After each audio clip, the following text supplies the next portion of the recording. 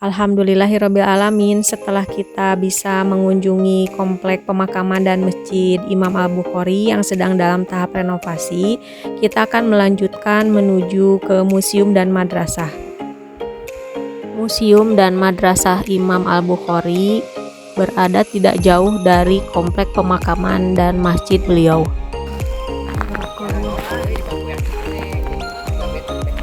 Sampai komplek masjid yang tadi Al-Bukhari, sekarang kita masuk ke museum Imam Al-Bukhari.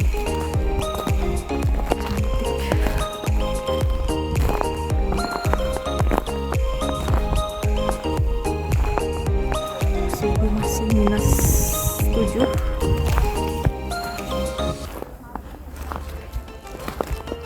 Madrasah. Sebelum kita memasuki museum Imam Al-Bukhari, ada baiknya kita mengenal sosok beliau. Imam Al-Bukhari lahir di Bukhara pada tanggal 13 Syawal 194 Hijriah atau 21 Juli 810 Masehi. Imam Al-Bukhari sejak kecil sudah diuji kehilangan penglihatan dan ditinggal wafat ayahnya. Namun ia mempunyai ibu hebat yang selalu mendoakan agar Allah Subhanahu wa Ta'ala mengembalikan penglihatan anaknya. Hingga suatu saat sang ibu bermimpi bertemu Nabi Ibrahim alaihissalam.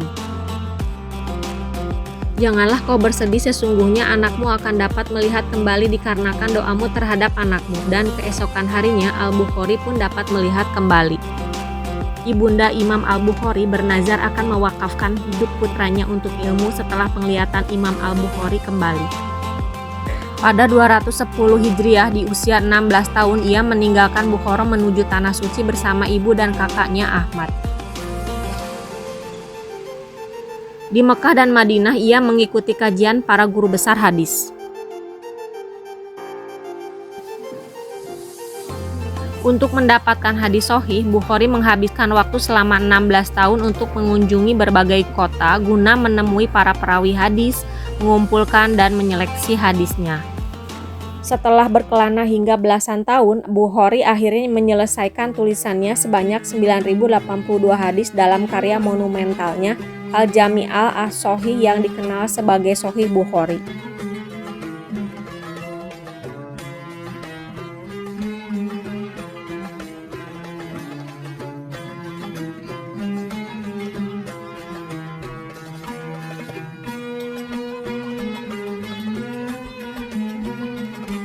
Museum ini mengcapture perjalanan Imam Al-Bukhari dalam mengumpulkan hadis melalui gambar-gambar indah dan artefak yang ditinggalkan.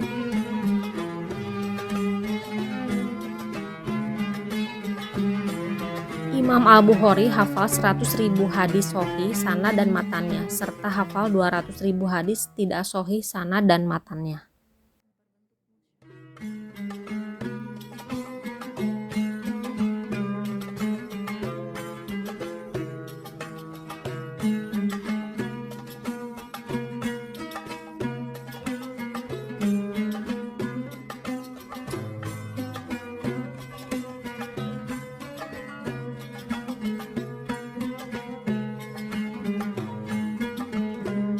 Di salah satu sudut ruangan di museum menunjukkan lukisan momen saat Imam Al-Bukhari diuji oleh 10 gurunya di Baghdad, Irak.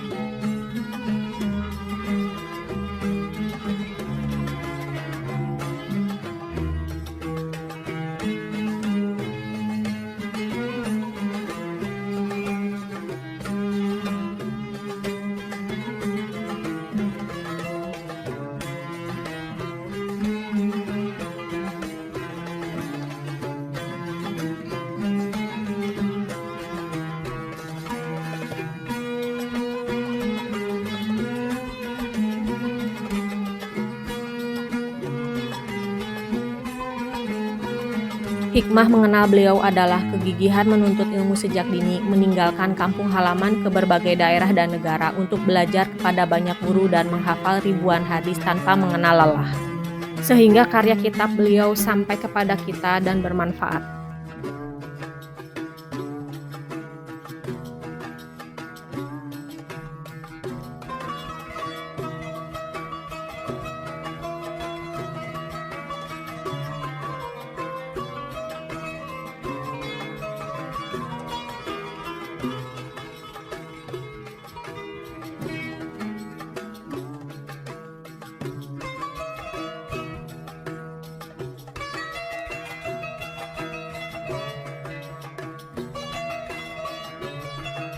Sebelum kita melanjutkan perjalanan ke destinasi selanjutnya, kita akan makan siang terlebih dahulu.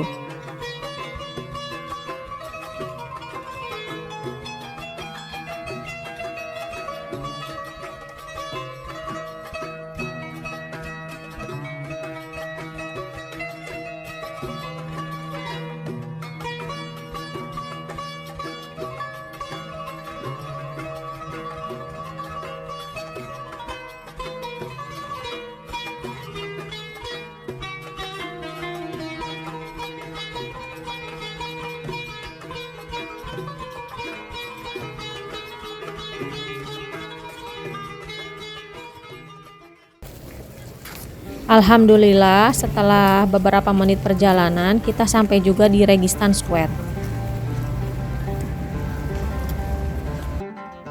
Registan adalah pusat kota kuno Samarkand, Uzbekistan yang mulai dibangun pada abad ke-15 Masehi ketika Samarkand berada di bawah kekuasaan Kekaisaran Timuriah. Nama Registan berasal dari bahasa Persia, yaitu tempat berpasir atau gurun. Registan merupakan sebuah lapangan pusat kegiatan masyarakat yang dikelilingi oleh 3 madrasah.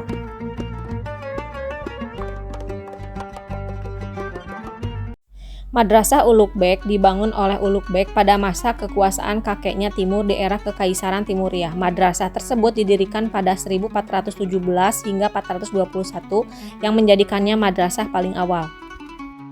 Madrasah Serdor yang terletak berhadapan dengan Madrasah Ulugh-Beg dibangun pada tahun 1619 hingga 1636 dengan desain oleh arsitek Abdul Jabbar. Fitur menarik dari arsitektur madrasah ini adalah dekorasi 2 ekor harimau yang sejatinya dimaksudkan untuk menggambarkan singa pada bagian pistak atau gerbangnya. 10 tahun setelah selesainya pembangunan Madrasah Serdor dibangun Madrasah Tilyar Kori yang merupakan hasil instruksi dari Kyalangtus Bakhdur. Nama Tilyar Kori dalam bahasa Persia memiliki arti disepuh yang mengacu pada dekorasi interior yang berlapis emas.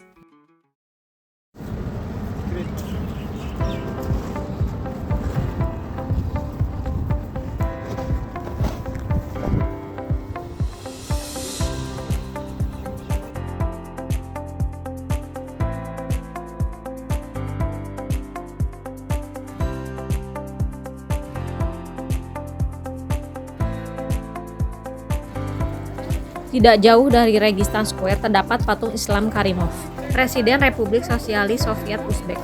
Ia mendeklarasikan Uzbekistan sebagai negara merdeka pada 31 Agustus 1991. Kami menaiki odong-odong sekitar 5-10 som per orang. Rencananya kami akan dibawa jalan-jalan ke Pasar Siop atau Bazar Siop.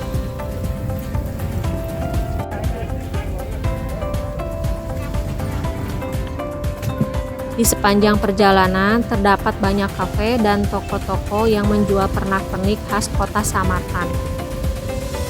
Siop Bazar adalah pasar terbesar di Samarkand. Bangunan pasar berbentuk kubah dan terdapat beberapa paviliun dengan sejumlah besar pusat perbelanjaan. Sayangnya, Bazar Siop tutup karena bertepatan di hari Senin yang selalu tutup.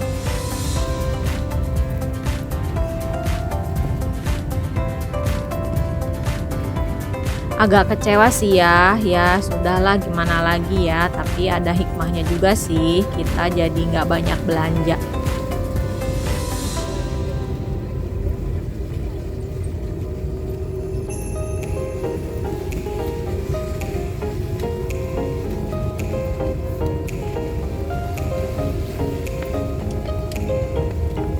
Tidak jauh dari Siop Bazar terdapat Masjid Bibi Hanim.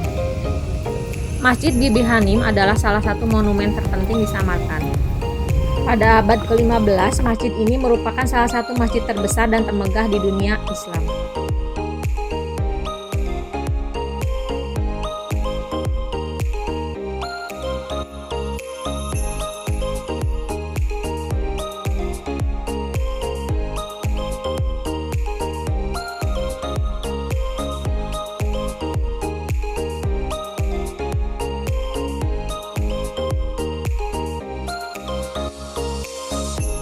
Tak terasa perjalanan selama kita di Uzbekistan sudah berakhir.